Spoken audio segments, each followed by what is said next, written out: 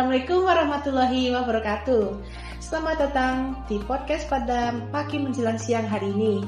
Pada kesempatan hari ini saya akan membahas tentang salah satu situs sejarah yang paling dikenal di Indonesia, yaitu Makam Sunan Ampel. Nah, dan saya juga akan membahas bagaimana tinjau dari 3 pisau yang kita pakai saat ini dalam konteks dakwah yang berkembang melalui tradisi ziarah ini. Dan semuanya akan dibahas dalam video pada kita hari ini ya. Saya Ahmad Jalaluddin Rumi sebagai host, dan di sebelah saya ada Muhammad Novel Arifin sebagai narasumber. Gimana kabarnya Mas? Alhamdulillah baik. Alhamdulillah sehat ya? Alhamdulillah sehat sekali. Oke, langsung saja.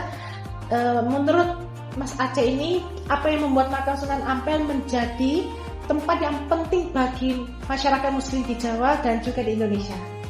Kalau menurut saya pribadi itu kenapa Makam Sunan Ampel itu merupakan tempat yang penting bagi masyarakat Muslim di Jawa maupun di Indonesia, itu karena kita pasti kenal dengan, atau kita pasti tahu dengan yang namanya Wali Songo ya. Nah, jadi Wali Songo itu salah satu wali atau salah satu sunan yang ada di dalamnya itu adalah Sunan Ampel. Salah satunya. Dan Sunan Ampel itu sendiri beliau itu menyebarkan, berdakwah, menyebarluaskan agama Islam, ajaran tentang agama Islam itu di Pulau Jawa.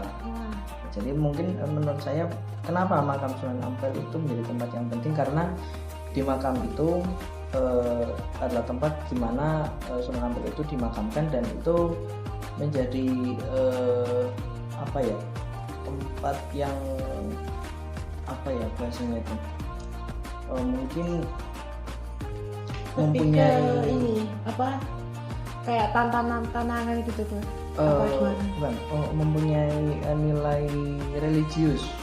Mempunyai nilai religius karena itu tadi yang dimakamkan di situ itu adalah salah satu sunan yang terkenal gitu di Indonesia, apalagi di Jawa. Oke, siap. Jadi kalau misalnya ya, kan apakah keberadaan makam ini bisa dikatakan sebagai bagian dari dakwah atau tidak kalau menurut Mas Aceh? Kalau menurut saya makam ini itu bisa dibilang atau bisa dikatakan sebagai bagian dari dakwah, karena begini ya, saya pribadi memang belum pernah ke sana, tapi saya punya teman dan itu hampir semua itu pasti setiap minggu ya, Sabtu Minggu begitu, itu pasti akan ke sana. Setelah saya coba observasi, saya tanya-tanya itu apa yang kamu lakukan di sana? Dia katanya ya berdoa, katanya ya ziarah dan hal-hal positif. Padahal ya mungkin di kehidupan si orang ini tuh dia tuh sebelumnya mungkin terbilang nakal atau terbilang mungkin orang yang kurang baik ya, mungkin melakukan hal-hal yang negatif, tapi semenjak mungkin dia punya inisiatif, dia punya keinginan untuk ke makam itu, dia berziarah, dia berdoa, itu dia berubah. Jadi secara tidak langsung makam itu menjadi media dakwah.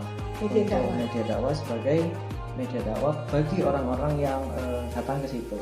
Jadi walaupun datangnya itu hanya ziarah biasa, terus mungkin ada kerabatnya di situ, terus dia bertamu, itu bisa jadi bentuk dakwah juga seperti itu. Oh iya. Jadi itu media dakwah itu bisa juga dipakai di berbagai tempat, gak di Sunan Ampel aja kan? Ya, di seluruh Wali Songo gitu ya. Ya, di seluruh makam makamnya juga bisa. Betul. Nah, jadi kan terkait dengan kegiatan dakwah ya, kegiatan ziarah nih.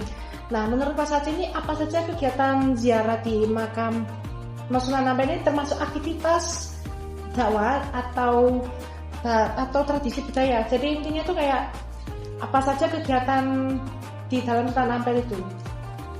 Kalau menurut saya itu bisa dikatakan ini sebagai tradisi budaya, bisa juga dikatakan sebagai salah satu aktivitas dakwah, karena kalau tradisi budaya berarti kan dia bahasanya seperti turun menurun. Jadi misalkan di zaman dahulu dilakukan oleh kakek nenek kita, terus menurun kepada turun menurun kepada ke orang tua kita, terus setelah dari orang tua kita menurun kepada kita. Kita yang sebelumnya tidak tahu apa sih makam Sunan Ampel itu, apa sih yang dimaksud dengan makam itu apa gitu kan. Mungkin kita waktu masih kecil kan tidak tahu. Semakin kita besar, semakin kita tahu, mempelajari banyak hal, kita juga jadi akhirnya mengikuti budaya-budaya keluarga kita yang turun-temurun itu, yang pasti mungkin setiap minggu atau mungkin setiap 1 bulan atau mungkin setiap beberapa saat itu berziarah ke sana atau datang ke sana, mungkin hanya sekedar ya mungkin mengisi waktu luang di akhir pekan mungkin seperti itu. Sedangkan kalau aktivitas dakwahnya sendiri ya seperti yang tadi saya sebutkan itu, ada teman saya yang dia itu sebelumnya terbilang cukup nakal, melakukan hal negatif, tapi semenjak dia membiasakan dirinya pergi ke makam itu, dia merasa dirinya itu lebih tenang, terus juga ada perubahan yang menurut saya ya itu efek dari dia datang ke makam itu, berziarah. Langsung berubah total itu dari sikapnya, dari kelakuannya gitu. Kalau berubahnya itu ada yang berubah cepat, drastis, yang langsung memang benar-benar dari yang nakal terus jadi sangat-sangat baik. Ada yang dari nakal tapi hanya berkurang dulu nakalnya, tapi masih belum melakukan hal baik. Tapi butuh proses kan? Butuh proses. Yeah. Jadi tidak langsung dia itu sekali pergi langsung berubah. Oh enggak.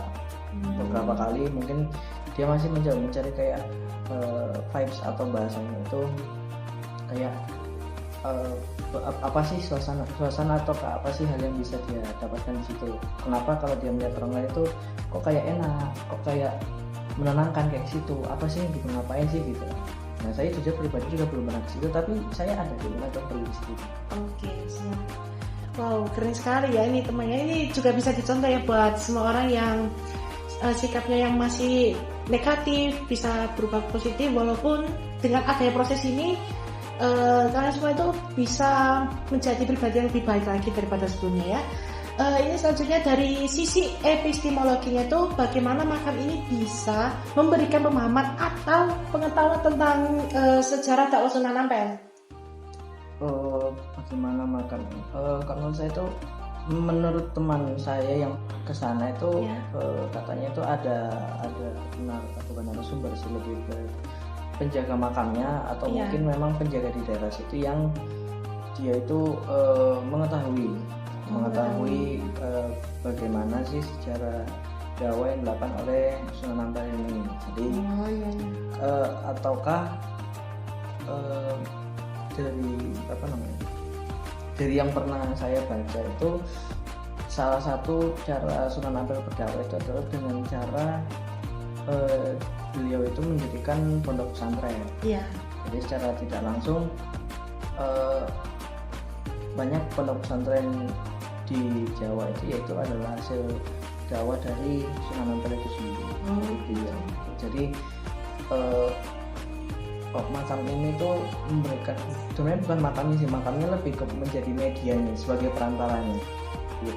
Jadi saat kita ke situ mungkin di diri kita jadi ada rasa tertarik kayak, oh aku datang ke sini hanya berziarah, aku datang ke sini hanya berdoa, kira-kira kenapa aku melakukan ini gitu.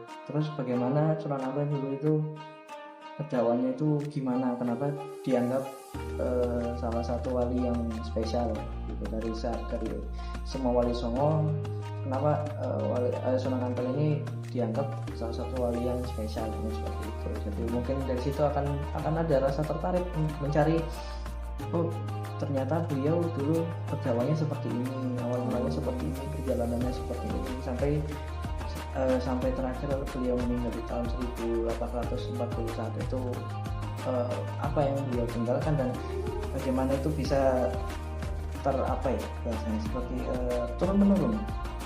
Jadi apa yang sudah beliau hasilkan, apa yang sudah beliau kerjakan selama ini itu tetap bisa terjaga nilainya seperti pondok pesantren itu, karena seperti yang bisa kita lihat makin kesini kan pondok pesantren tetap ada, bahkan lebih banyak dari yang sebelumnya itu ya. Wow, banyak sekali ya di berbagai pondok pesantren yang ada di Jawa. Enggak di Jawa saja, berbagai di Indonesia juga ada ya. Selanjutnya ini apa manfaat atau nilai-nilai dakwah yang dapat dirasakan oleh pengunjung makam saat ini? Kalau manfaat atau nilai dakwah yang dapat dirasakan oleh pengunjung makam ini sendiri yang saya rasa adalah pasti setelah berziarah, setelah datang ke situ itu manfaatnya itu adalah kita mendapatkan atau kita merasakan hati kita itu menjadi lebih tenang. Iya, betul. Terus kita merasa menjadi lebih terarah. Ya mungkin walaupun setelah itu ya namanya manusia kan kita pasti ada salahnya. Kita wajar. merasa mungkin setelah itu kita merasa tenang, kita merasa lebih terarah. Cuman mungkin kalau misalnya nanti kayak merasa seperti oh aku kayak merasa kebingungan lagi, sudah ziarah lagi, berdoa lagi itu Memohon, minta pengampunan. Ya minta ampun, minta petunjuk ya seperti itu. Jadi salah satu manfaatnya itu adalah kita bisa merasakan atau bisa mendapatkan ketenangan di jiwa kita. Terus manfaat lainnya itu kita juga menjadi lebih tahu bagaimana Sunan Ampel itu dulunya berdakwah mengajak masyarakat Jawa itu menyebarkan Islamnya seperti apa, terus memberitahunya seperti apa seperti itu. Oke. Untuk dari saya ini, apa pesan Anda untuk masyarakat yang berziarah ke makam Sunan Ampel saat ini? Kalau pesan saya untuk masyarakat atau orang-orang yang ingin berdakwah ke sana, termasuk saya sendiri ya, karena saya belum pernah. Ya harapannya setelah ke situ kita bisa mempelajari ini untuk saya juga ya. Kita bisa mempelajari hal dari makam tersebut walaupun hanya sebagai media dakwah ya. Kita bisa mempelajari bagaimana sih Sunan Ampel itu berdakwah, terus caranya itu bagaimana, terus apa saja yang sudah beliau hasilkan, apa yang beliau tinggalkan, apa menjadi peninggalan beliau yang bertahan sampai sekarang ini. Terus mungkin bagi orang-orang yang mungkin masih awam akan mungkin mu'alaf atau mungkin memang Islam tapi belum mendapatkan pencerahan, mungkin ya tidak apa-apa, tidak usah malu-malu, mungkin bisa datang ke situ, siapa tahu nanti dapat hidayah di situ, mungkin setelah dapat pengetahuan lagi. Dapat pengetahuan lagi, dapat pencerahan tentang ternyata Islam itu seperti ini. Ternyata aku bisa mempelajari Islam itu ya salah satunya dengan cara berziarah seperti ini. Ya, dan juga satu lagi mungkin bagi mungkin ada beberapa pihak yang saya tidak tahu, cuman harapan saya itu adalah jangan sampailah ada orang yang dia itu merusak karena ini salah satu tempat wisata religius yang terkenal di Indonesia. Gitu aja. Oke, siap. Terima kasih banyak buat Mas Aceh yang sudah meluangkan waktu untuk dalam acara podcast pada siang hari ini ya. Saya Rumi sebagai host, kami pamit undur diri. Apabila ada salah kata, mohon maaf sebesar-besarnya. Wassalamualaikum warahmatullahi wabarakatuh. Waalaikumsalam warahmatullahi wabarakatuh.